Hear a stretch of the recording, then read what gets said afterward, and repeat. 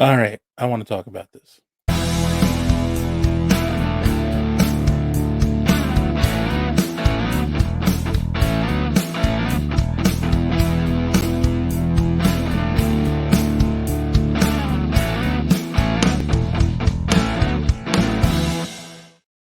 Hey everyone, and welcome to another superhero speak rant.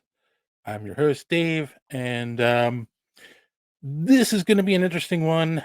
One who watches the show knows that this is weird for me. I'm going to preface this with a few points. Number one, um, the people who watch the show normally know that I do not like to talk politics on the show at all. In fact, I have made this kind of famous. Our fans will all know this. When we start talking politics, it gets too deep in the weeds about anything related to I play this, What are you doing?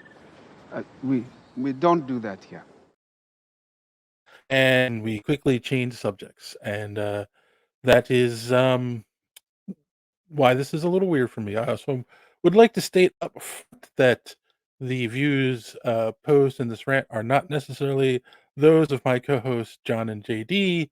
I would never do that to them, but I'm sure they're going to agree with me in spirit on something I'm about to say.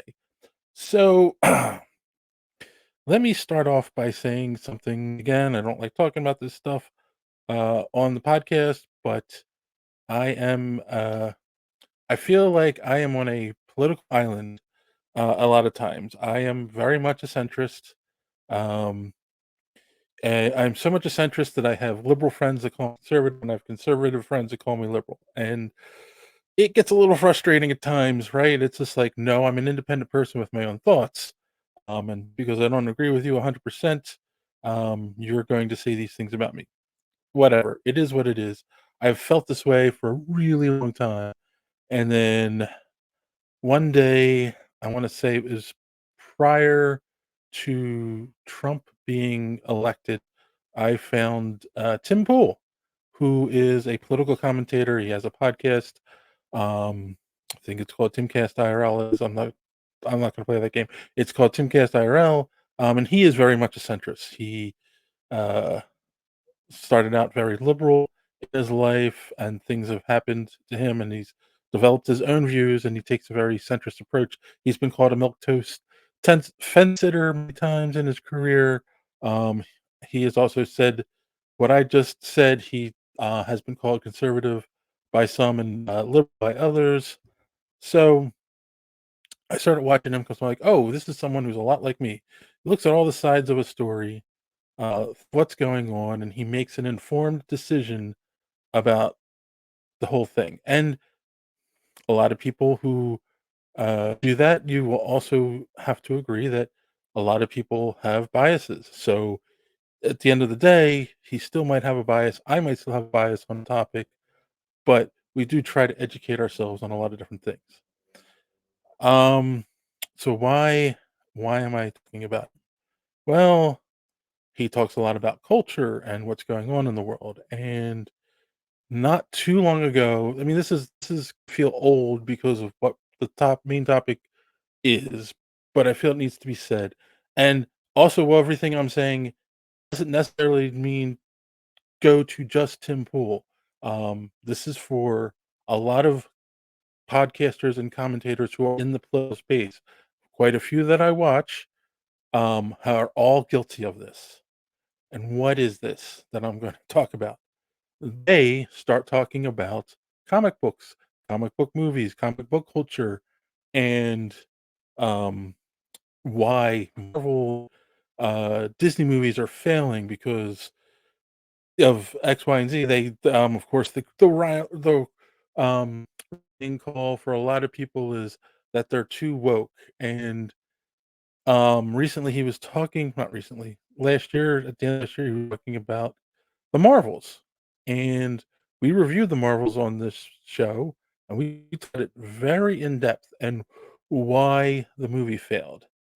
And he simply said on his show, it failed because it's too woke. And then somebody, a guest that he had on his show, said, "Oh, well, did you watch it?" He went, "No."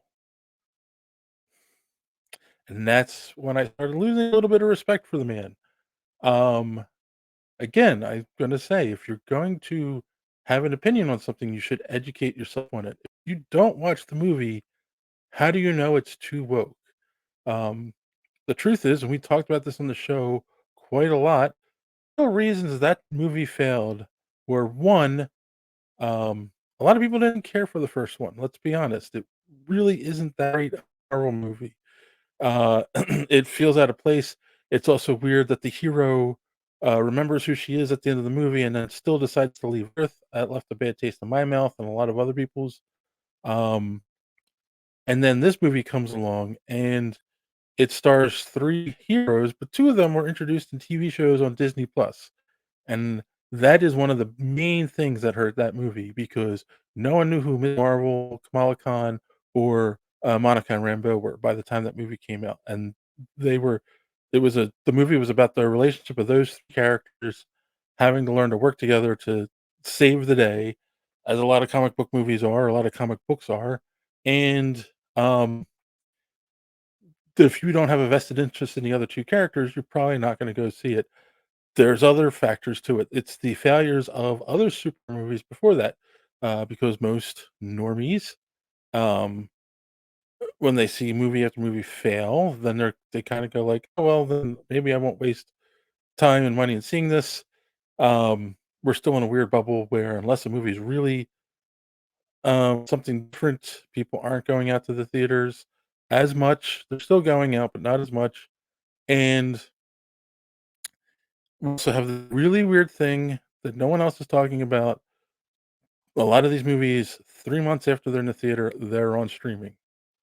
So, if you're a huge Disney fan, and unless you have a podcast where you're gonna review the movie, or you're a reviewer or whatever, you're probably waiting for streaming nowadays. I mean, something that, people say all the time is, "It's the economy, stupid." Like, yeah, the economy's been pretty bad for the last couple years, in my opinion, personally for me, and, yeah, so, like, if I don't have to go see Miss Marvel in the theater and I'm already paying for Disney Plus, I'm gonna wait to go see it. There's all of these factors on why the movie failed. It got good reviews, so, you know, I got decent reviews. There were people who didn't like it. Hey, we were fair about with the movie. It's better than Miss Marvel. I mean, not Miss Marvel. It's better than Captain Marvel. Um, Unfortunately, not a lot of people want to see it in the theater, so they missed out on that. And that's what I'm getting at here is, like, then you've got people like Tim Pool who go on their podcast, they have a huge platform.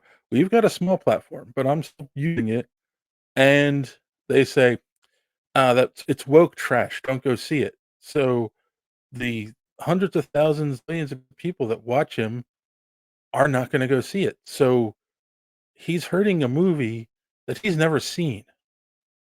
I call bullshit.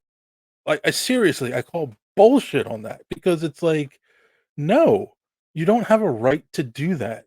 You don't have a right to condemn something you don't know anything about. Yeah, and then the other thing I wanted to say about him, and again, this goes with I other podcasts as well. Um, he recently had Eric July on his podcast. I don't know if you know who that is.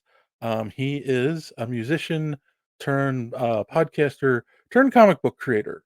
He created this comic called Isom and this Ripaverse thing, and he was a big flash in the pan last year. Made a huge splash on Kickstarter. Made millions of dollars on his first issue and millions of dollars on the second issue.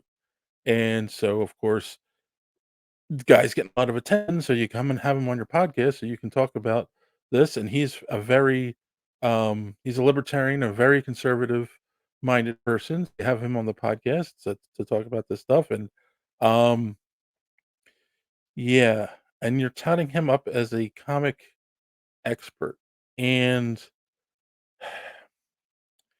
so I've been doing this for a long time. This podcast has been on for going on 11 years. I've interviewed many creators in the industry. I've known many people, indie creators, and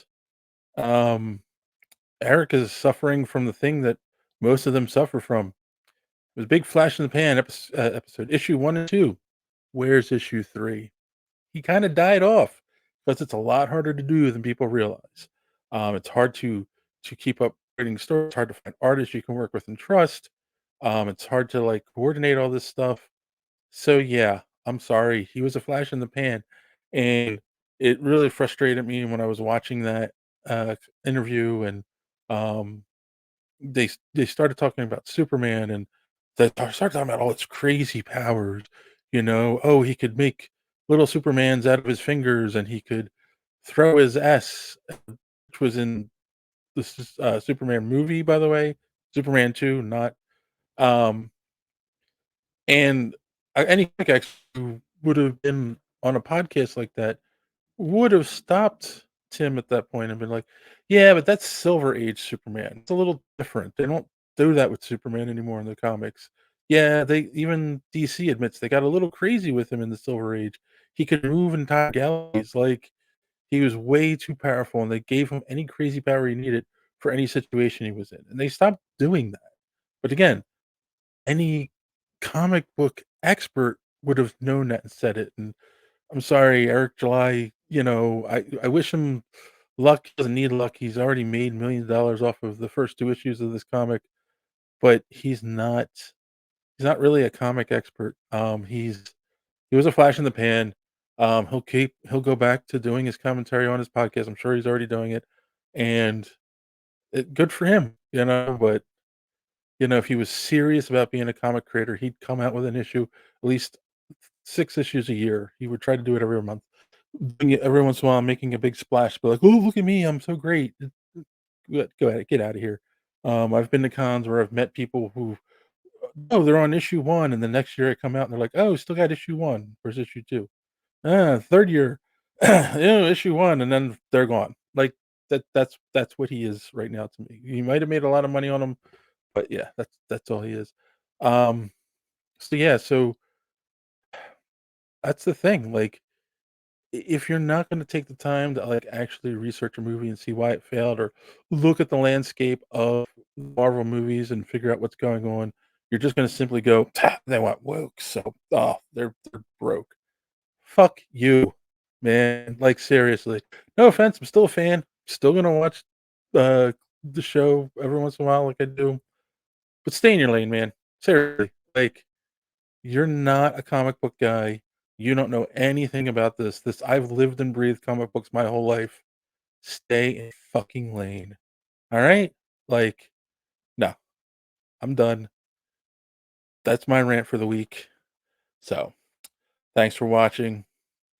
And as always, don't let your cape get caught in the door.